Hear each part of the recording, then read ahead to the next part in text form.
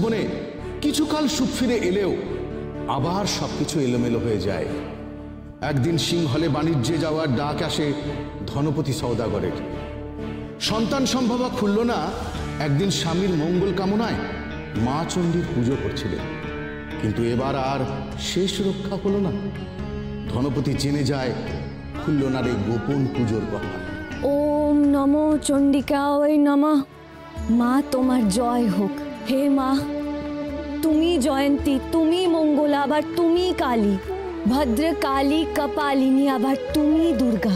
শিবা ক্ষমা, তোমার শত কোটি প্রণাম মা। জয় দাও, যশ দাও। হে সুখদায়িনী, আমার পুজো গ্রহণ করো।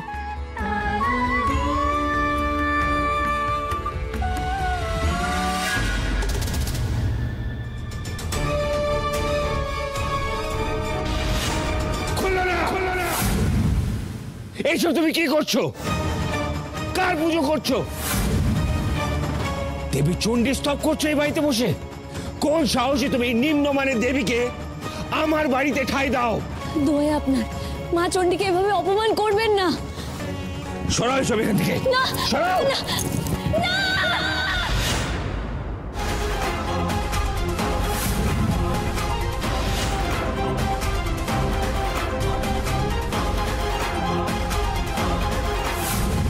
এই রকমের পুজো পাঠ, এই আচার নিয়ম আমার খুব চেনা।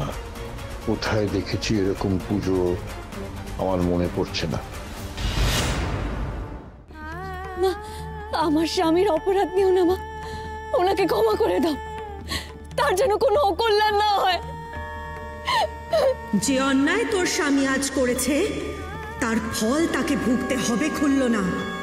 এই অপরাধের ক্ষমা নেই।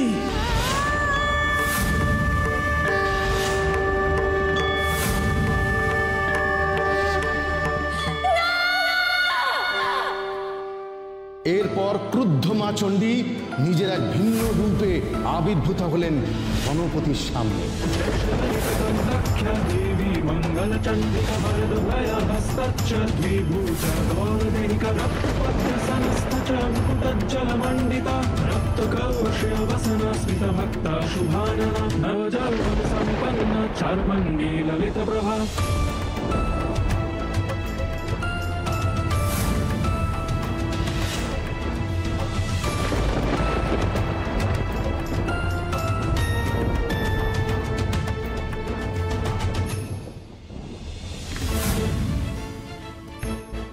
ওম নমো চণ্ডিকায় নমঃ।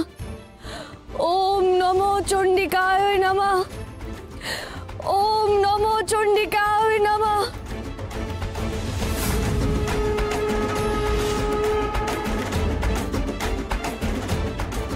মা চণ্ডী তার এই কমলে কামিনীর রূপ দেখিয়েছিলেন ধনপতি সওদাগরকে। সেই রূপ কেমন দেখতে তা আমি জানি না, কিন্তু মণিমাকে এই রূপে দেখে আমি যেন চোখ ফেরাতে পারছি না। জয় মা কমলে কামিনীর জয়, জয় মা কমলে কামিনীর জয়। নমো চণ্ডিকায় নমঃ। ওম নমো চণ্ডিকায় নমঃ।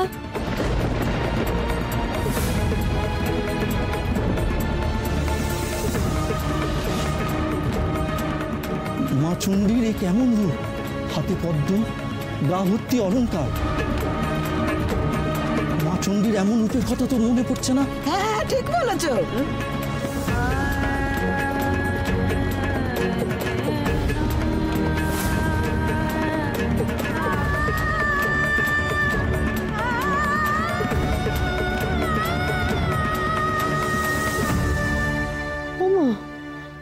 মা চণ্ডীর এমন রূপ? আচ্ছা দিদি ভাই, এটা কোন দেবী সেজেছে? তাহলে বলুন, কেমন লাগছে আমাদের মণিমাকে? এক অদ্ভুত দেবী, যেমন ভয়ঙ্করী তেমনই স্নেহময়ী। উনি রেগে গেলে যেমন সবকিছু ধ্বংস করে দিতে পারেন, ঠিক তেমনই সামান্য ভক্তিতেই উনি সন্তুষ্ট। এই দেবীকে সন্তুষ্ট করতে পারলে সুখ এবং সমৃদ্ধি দুটোই আসে। কেলো করেছে? হ্যাঁ, ওই দেখো অনেক হাঁ করে তাকিয়ে আছে, নির্ঘাত পাঠ ভুলে গেছে।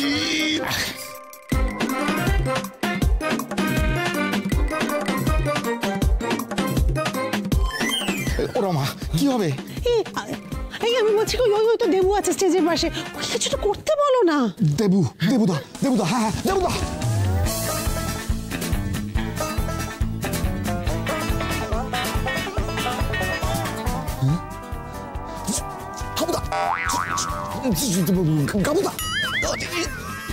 দেবুদা কি করছো? অনির মুখে লাইট দাও তাড়াতাড়ি।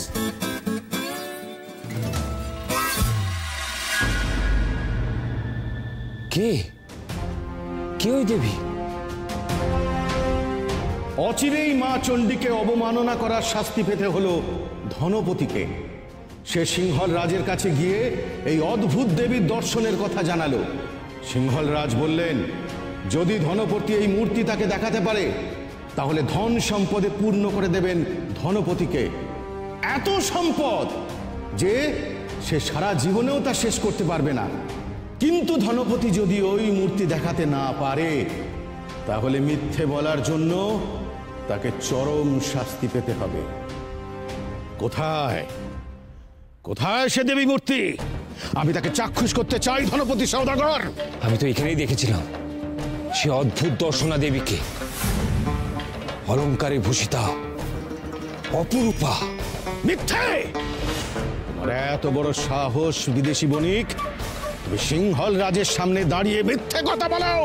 বিশ্বাস করুন, আমি নিজের চোখে দেখেছি, আমি মিথ্যে বলছি না। এখানেই দেখেছি সেই দেবীকে। আমি যা চাক্ষুষ করেছি আপনাকে সেটাই বর্ণনা করছি রাজন। স্তব্ধ হও! আমার রাজ্যে মিথ্যে কথা বলবার শাস্তি কি তুমি জানো? না না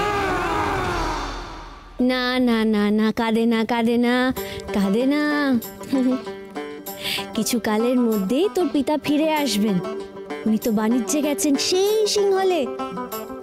ফিরে এসে তোকে কত আদর করবেন, কত উপহার দেবেন তুই জানিস। কাঁদে না সোনা, কাঁদে না।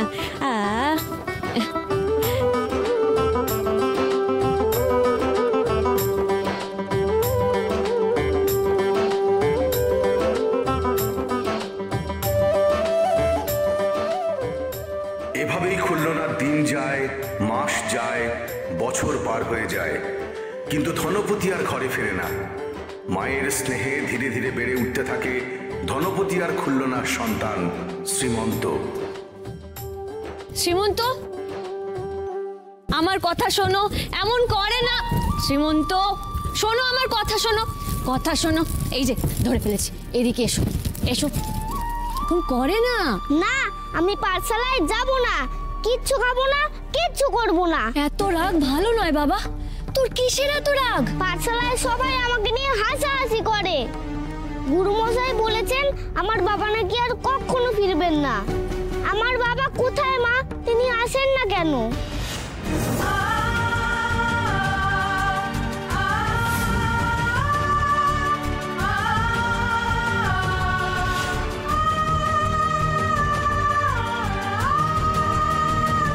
তিনি সে কবে গেছেন সিংহলে বাণিজ্য করতে, তারপর আর ফিরে আসেননি বাবা।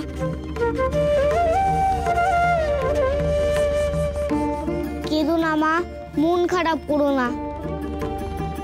আমি ঠিক বাবাকে ফিরিয়ে আনবো। আমি সিংহলে যাব। না বাবা, তুই কোথাও যাবি না। আমি যদি তোকেও হারিয়ে ফেলি, আমি কোথায় যাব? তুই কোথাও যাবি না, কোথাও না। আমি হারাবো না মা। তুমি আমার মা চণ্ডীর পুজো করতে শিখিয়েছো। বিপদে পড়লে আমি তাকে স্মরণ করব। মা চণ্ডী আমাকে রক্ষা করবেন।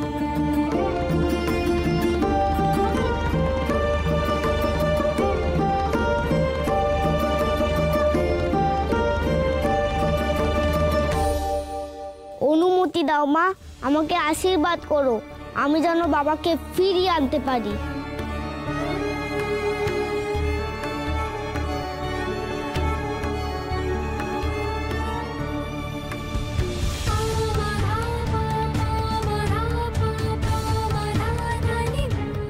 এরপর মায়ের কাছে বিদায় নিয়ে শ্রীমন্ত পাড়ি দিল সিংহলে ধনপতির খোঁজে।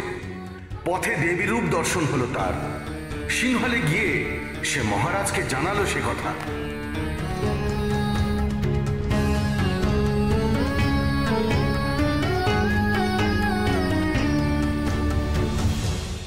আমার যতদূর মনে পড়ছে বহু বছর আগে উজানি নগরের এক বণিক নাম ধনপতি সওদাগর, সেও আমাকে এই অদ্ভুত দর্শন দেবীর কথা বলেছিল, কিন্তু সে আমাকে দেবীকে দেখাতে পারেনি, তাই আমি তাকে কারাগারে নিক্ষেপ করেছি। মহারাজ, আমি আপনাকে সেই দেবীর মূর্তি দেখাবো। যদি দেখাতে পারো তাহলে তুমি তোমার পিতাকে মুক্ত করতে পারবে, আর সেই সঙ্গে পাবে প্রচুর ধন সম্পদ, এত ধন সম্পদ যে তুমি তোমার গোটা জীবন জুড়ে শেষ করতে পারবে না। কিন্তু বালক, তা যদি না পারো তাহলে তোমার গর্দান যাবে, মনে রেখো।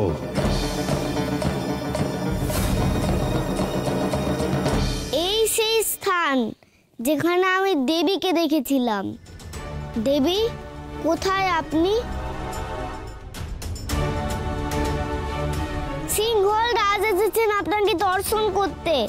দেখা দিন দেবী, দেখা দিন দেবী, দেখা দিন। কোথায় কোথায় তোমার সেই দেবী? আমি আর অপেক্ষা করতে পারছি না বালক। মিথ্যা মিথ্যা বলেছ তুমি আমাকে, আর সেই মিথ্যে কথা বলবার জন্য শাস্তি পেতে প্রস্তুত হও। আমি এখনই তোমার শিরচ্ছেদ করব।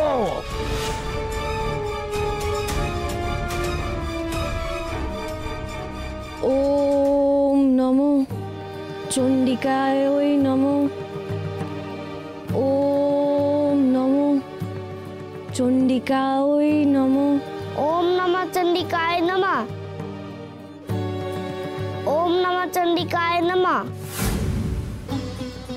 ওম নমঃ চণ্ডিকায় নমঃ।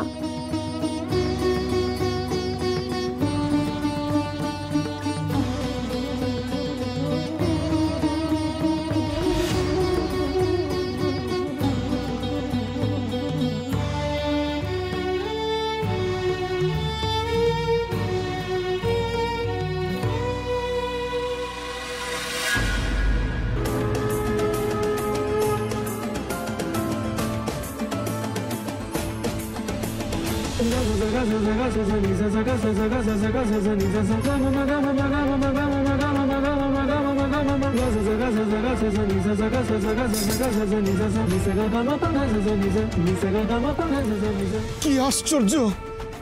এ কেমন অদ্ভুত দর্শন রূপ তোমার দেবী! আমি কাকে দেখছি? কাকে? শ্রীমন্ত আমার ভক্ত, তার যদি কোনো ক্ষতি হয় তা আমি বরদাস্ত করবো না সিংহল রাজ। পারিনি মা, আমি চিনতে পারিনি, আমি বড় ভুল করে ফেলেছি। তোমার ভক্তকে আমি চিনতে পারিনি মা, আমায় ক্ষমা করে দাও। যে আমার এই অদ্ভুত রূপের পূজা করে তার মঙ্গল হয়।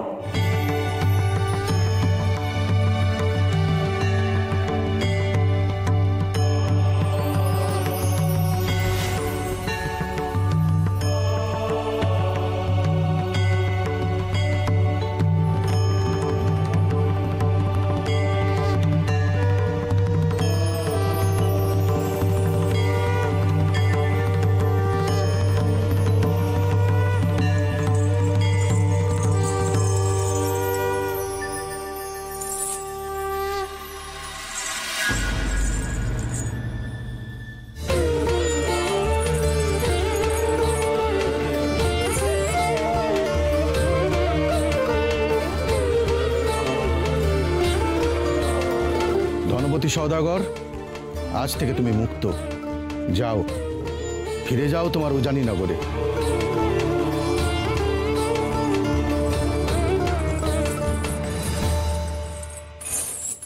বাবা,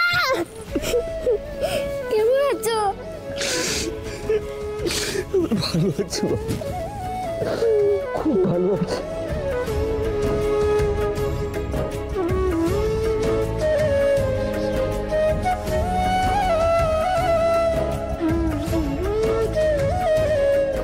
পিতাকে মুক্ত করে অনেক ধন সম্পদ সমেত শ্রীমন্ত ফিরে আসে উজানি নগরে তার মায়ের কাছে। মা, ও মা, আমি ফিরিয়ে এনেছি বাবাকে। ও মা, কোথায় তুমি?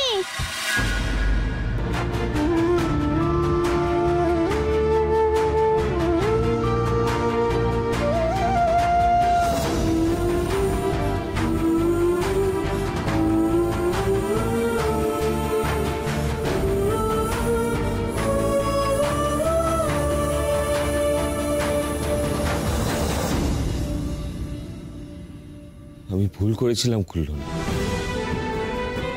তোমাকে অবিশ্বাস করেছিলাম, মা চণ্ডীর অবমাননা করেছিলাম।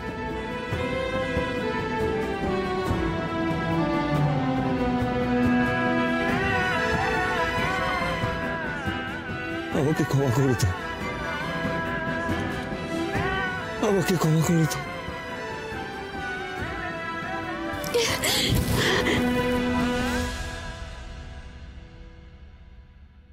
জয় মা চণ্ডীর জয়, জয় মা চণ্ডীর জয়, জয় মা চণ্ডীর জয়, জয় মা চণ্ডী,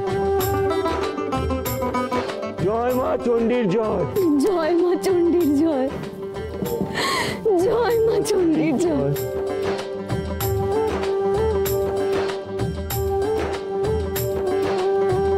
ओम नमः चंडिकाय नमः, ओम नमः चंडिकाय नमः, ओम नमः चंडिकाय नमः, ओम नमः चंडिकाय नमः।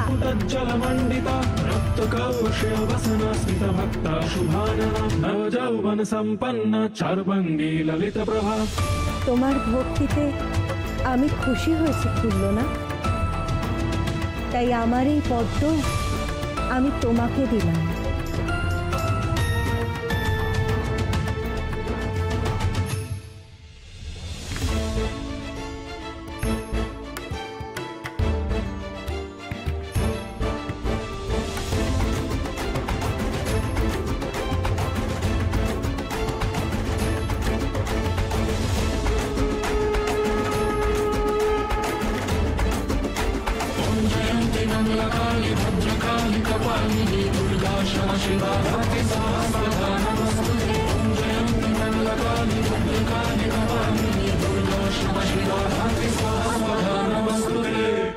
এই পদ্ম মায়ের আসনের, কোনোভাবে যদি এটা মোহিনীকে স্পর্শ করতে পারে তাহলে মোহিনী ধরা পড়ে যাবে, সবার সামনে ওর আসল রূপ প্রকাশ হয়ে যাবে।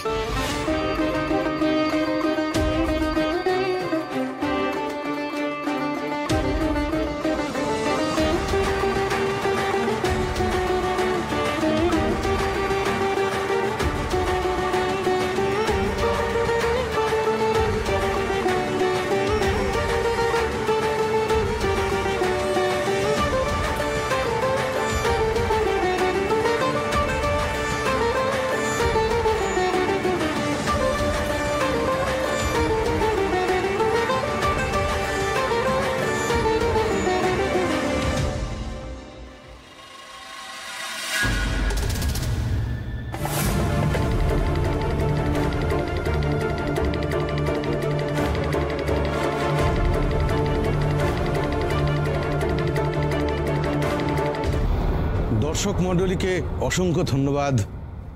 আমাদের নাটক এখানেই শেষ হলো।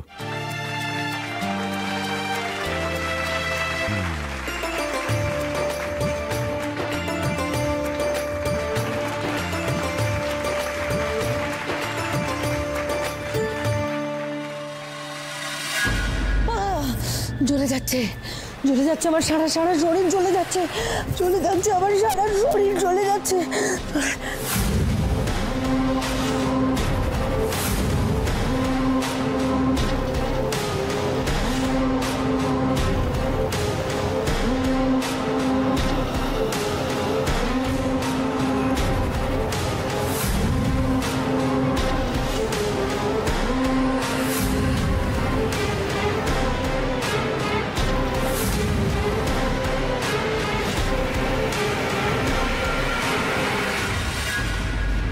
দেবী এবার সব সীমা অতিক্রম করে যাচ্ছে, এসব আর কিছুতেই মানা যাচ্ছে না, কিছুতেই সহ্য করা যাচ্ছে না।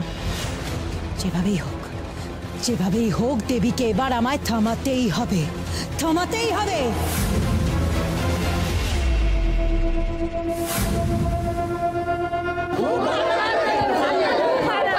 আচ্ছা আচ্ছা আচ্ছা, দাঁড়ান দাঁড়ান দাঁড়ান, আসলে এই সব কিছু সম্ভব হয়েছে এই দেবীর উদ্যোগে কিন্তু এই সবটা সম্ভব হয়েছে। সব আইডিয়া ওর ছিল, দেবী না থাকলে এটা কখনোই সম্ভব হতো না। না না, একদম না। শুধু আমি না, ডাক্তারবাবুর এই বন্ধু, এনার জন্যই সবটা সম্ভব হয়েছে। মানে উনি যদি আমাকে সাহায্য না করতেন, আমি একা কিছুই করতে পারতাম না। সবটাই ওনার জন্য সম্ভব হয়েছে। খুব ভালো হয়েছে তোমাদের নাটক, দারুণ হয়েছে। কেমন সুন্দর পালা বেঁধেছে বলো, কি সব অভিনয়! আহা, যেন মনে হচ্ছিল চিতপুর থেকে বড় দল এসেছে।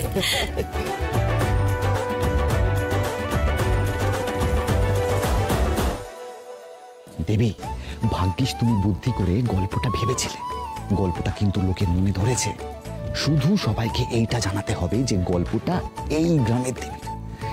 একদিন সবার ভুল ভাঙবেই, তুমি দেখে নিও। দেবী তো সেই থেকে হ্যারির সাথে কথা বলে যাচ্ছে, আমার দিকে তো নজরই নেই দেবীর।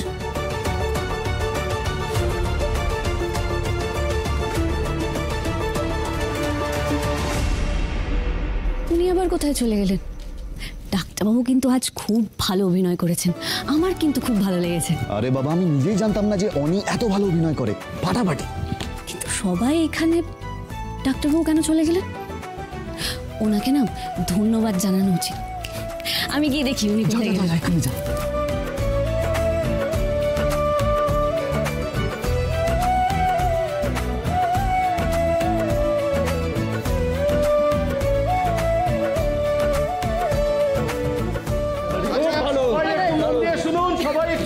শুনুন, আমাদের অনুষ্ঠান এখনো পর্যন্ত শেষ হয়নি। এরপরে আছে নৃত্যগীতের অনুষ্ঠান, পরিবেশন করবে দেবী এবং গ্রামের মেয়েরা। আপনারা একটু ধৈর্য ধরে বসুন, আমরা একটু তৈরি হয়নি। আচ্ছা,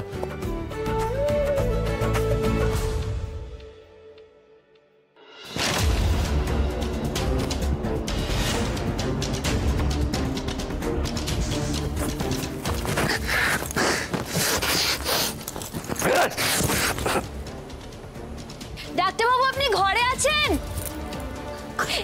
কি করছেন? দিন, আমি সাহায্য করে দিই। দরকার নেই, আমি নিজে করে নিতে পারবো। চুপটি করে দাঁড়ান তো। আরে বলছি তো আমি নিজে করে নিতে পারবো, বুঝতে পারছো না? অনেক নাটক করেছো তুমি স্টেজে, আমার সামনে নাটক করার দরকার নেই দেবী।